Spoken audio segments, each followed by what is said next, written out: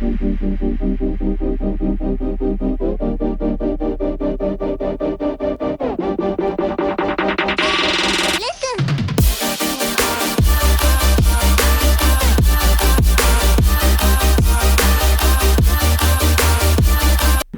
right, so today is the final long distance run before the half marathon. So today we're hitting an 11-mile run. Temperature wise, it is like 65. It's fairly good, but it's freezing. And so overall, the temperature is going to be great for the run. I'll be running around the same trail that I've been doing for my distance runs, hitting 11 miles. So like I said, this will be the final longer distance run. So with the half marathon, it's going to be 13 miles. We're not building 100% up to it. We're building just shy of that little pace, but today is going to be, the 11-mile run is going to be running paces that we're going to be running on race day. So I carved up a little bit yesterday. I've had breakfast, so I had some toast and a protein bar earlier this morning. And before the run, what I'm going to be doing, we're doing some honey stingers at mile 4 and 8. So every 4 miles, doing 6 chews, which 6 chews is going to give you 23 carbohydrates. So on average, you're going to be burning about 100 to 120 calories per mile. And if you're looking to improve your performance and keep your performance high, you need to make sure that you're feeling that. So getting some carbohydrates, especially in your distance runs, at about every that 3 to 4 mile mark is going to help you keep your performance high and to help you hit the paces that you want to hit. I'm also going to be sipping on some electrolytes. So I'm carrying one of these handheld water bottles. These are great. I actually love running with something in my hand anyways, to where it just feels kind of comfortable. It's almost like a baton where you're just running with something in your hand. But on the performance side, if you're sweating a lot, and I do sweat a lot, electrolytes are key to keep your performance high, to hit the paces that you want to hit, especially when you're losing a lot of electrolytes through your sweat.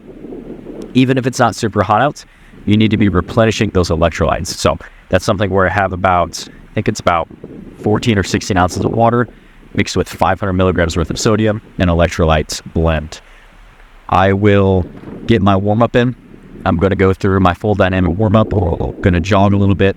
That's something that's also super, that if you're not doing a light jog and a metabolic warm-up to get warm before your run, you're selling yourself short. If you just hop right into a run, more than likely, you're going to run, and that first mile or two, your heart rate's going to get really high, and you feel like you can't settle into a pace. So doing a little bit of a light warm-up, whether that's you jog for a couple minutes, whether that's you jog for 5 minutes, whether you jog for 6, 7, 8, 9, 10, whatever you need to do, not to wear yourself out, but to prime your body and get ready to really perform. So we're going to hit this warm-up, we're going to hit a little jog, and then we're going to hit 11 miles today. All right, so we finished up that run. So let's go over the stats of the 11-mile run. So like I said, overall, temperature was great today.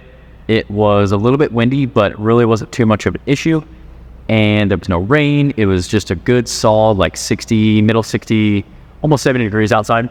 So overall, it was like perfect, ideal conditions for running. So for my 11 miles, my final time was 1 hour, 29 minutes and 57 seconds. So my goal was to get it under 1 hour 30, and I squeaked it in. That was perfect. So let's go over my stats. I'll show them on the screen.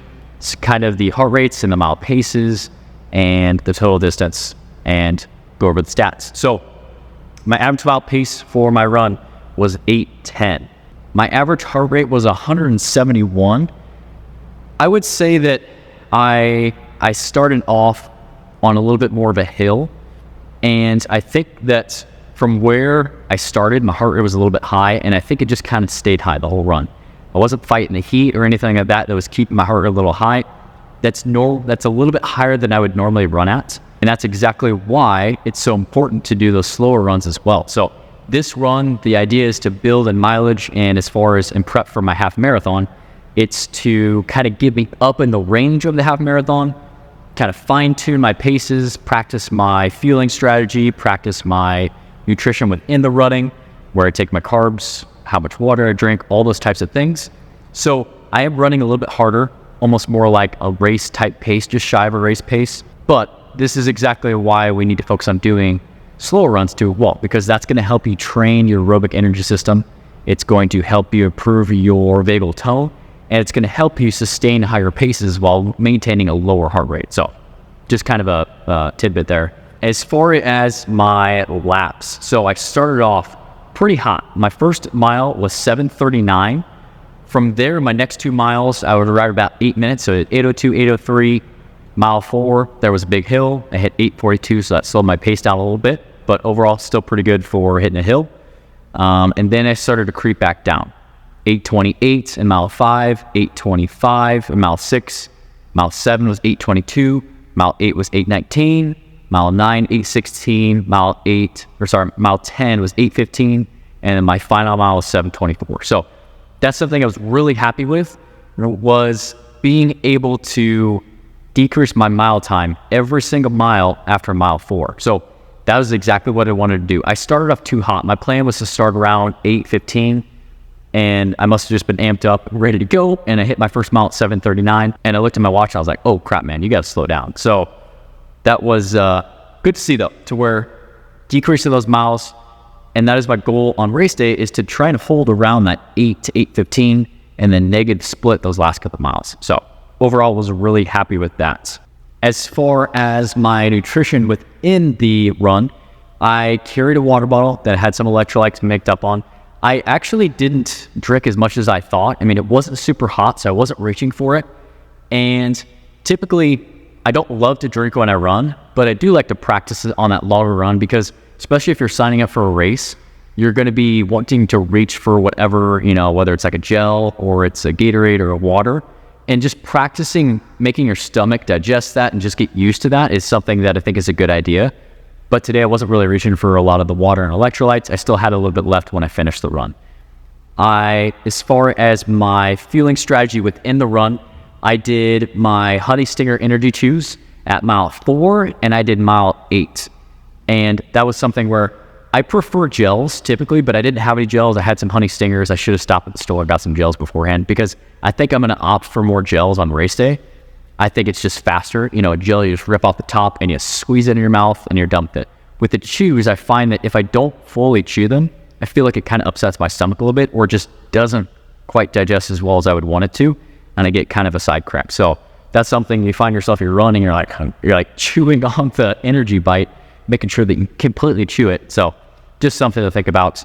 And my advice there is, if you're signing up for a race or you're trying to figure out what works for you, is you have to figure out what works for you. So practice these things. And that's exactly what this longer distance run is. The idea is to practice how I'm going to run at my paces, how I'm going to feel the couple days before, how I'm going to hydrate the day before, how I'm going to feel within the workouts, where I'm going to drink water, where I'm going to take my energy chews. Should I take it at mile 3 or 4 or 8 or 9? What should I do? And really just finding out what works best for your body. So that was the whole idea behind that. So overall, really happy with this run. 11 miles as my last long distance run. I have 3 more runs this week. They're kind of middle distance, and then one a little bit higher intensity. And then next week is a taper, because not this Sunday, but the following Sunday, I am hitting that half marathon. So I'm super pumped. I'm super excited. I'm going to be doing a full video on it, how I do, the results. So stay on the lookout for that in a couple of weeks. But overall, just really excited, guys. I really feel good with where my fitness is at by mixing strength training and running. You kind of get the best of both worlds. We're going to focus on building muscle, building lean tissue, improving your body composition, and getting stronger. But also by running, you're just going to feel healthy. You're going to feel good and just improve your cardiovascular system. And that's what it's all about, is, yes, looking good, but also feeling good. So hope you guys enjoyed this video. If you did, hit that thumbs up button. I'm going to leave a couple other videos for you to watch on the screen next. Make sure you check those out, and I'll see you guys in the next one.